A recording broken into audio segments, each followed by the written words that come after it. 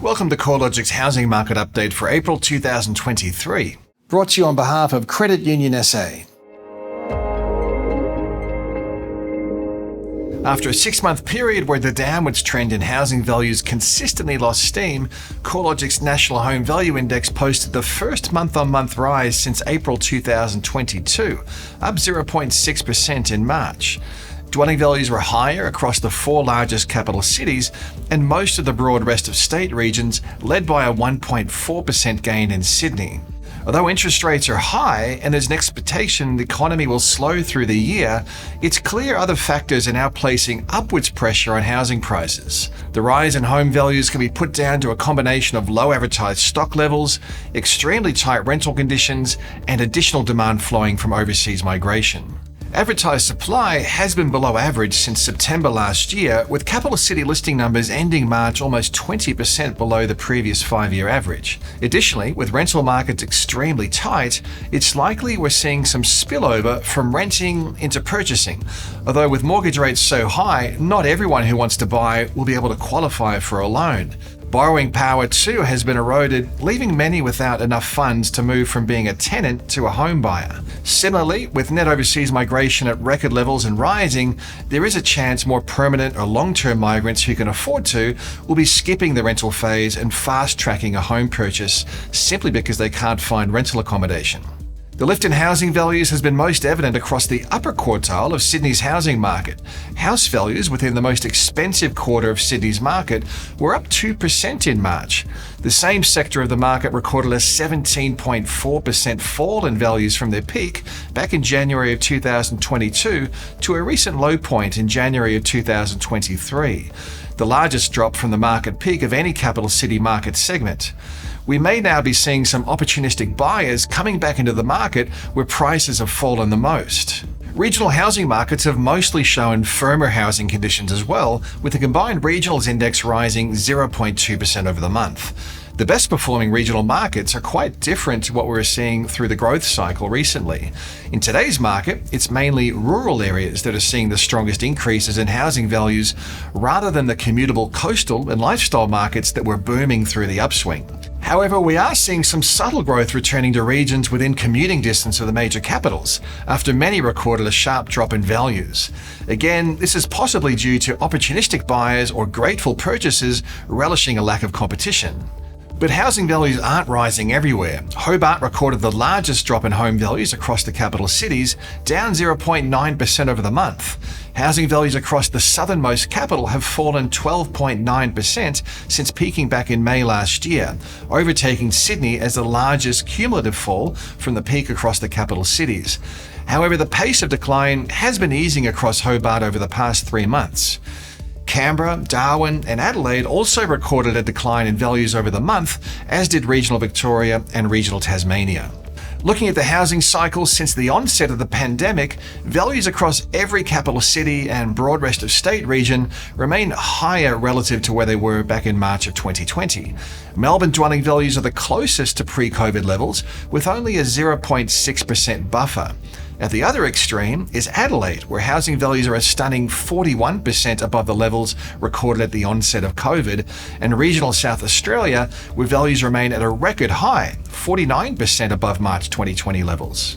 Rental markets are becoming increasingly diverse, but vacancy rates across most areas of the country remain extremely tight.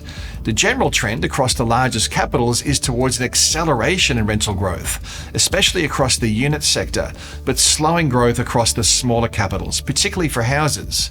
Across each of the capital cities, unit rents are outpacing house rental growth. The quarterly rise in unit rents over the March quarter was at a record high across Sydney and Melbourne. There's likely to be 2 factors at play here. With growth in house rents previously much stronger through the worst of the pandemic, it's likely more and more tenants have no choice but to seek out the more affordable options in the medium to high density sector. Additionally, the surge in overseas migrants and students is likely to be funneling demand into inner city areas and precincts close to universities, transport and amenity hubs. Adelaide housing values have been relatively resilient to falls so far, down 2.4% since peaking in July. Having said that, values have softened, albeit only slightly, over the past 8 months. Relative to pre-COVID levels, Adelaide housing values remained 41%, or about $188,000 above pre-COVID levels. The city is recording the tightest rental vacancy rate of any capital city at just 0.3%, which has pushed rents 11.5% higher over the past year, equating to an increase of roughly $237 more each month for tenants. Low advertised supply is likely to help keep a floor under Adelaide home values, with listings tracking 39% below the 5-year average at the end of March.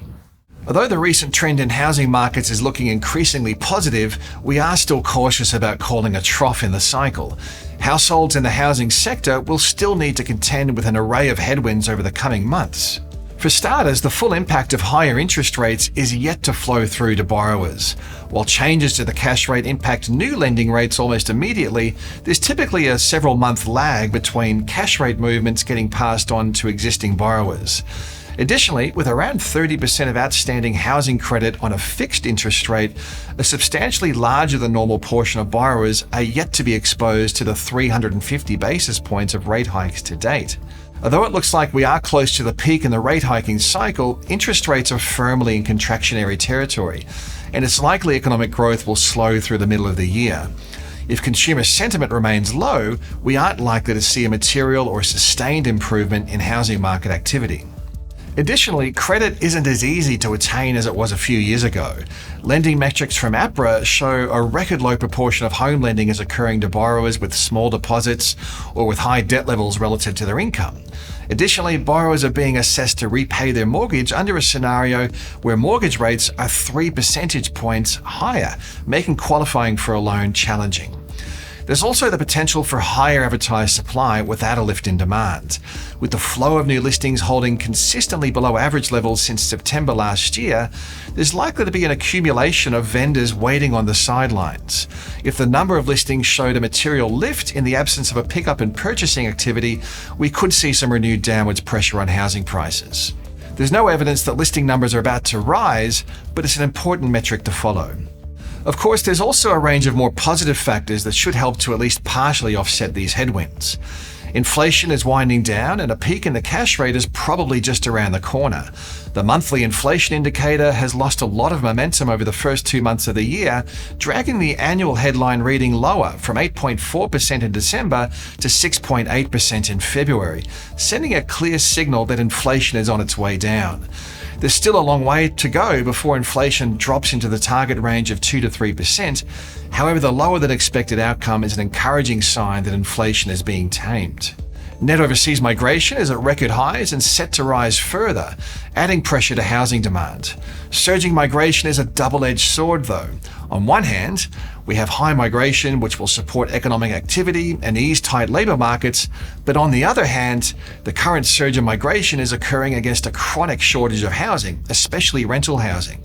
Although unemployment will probably rise through the year, it will do so off generational lows and expected to hold well below the long-run average.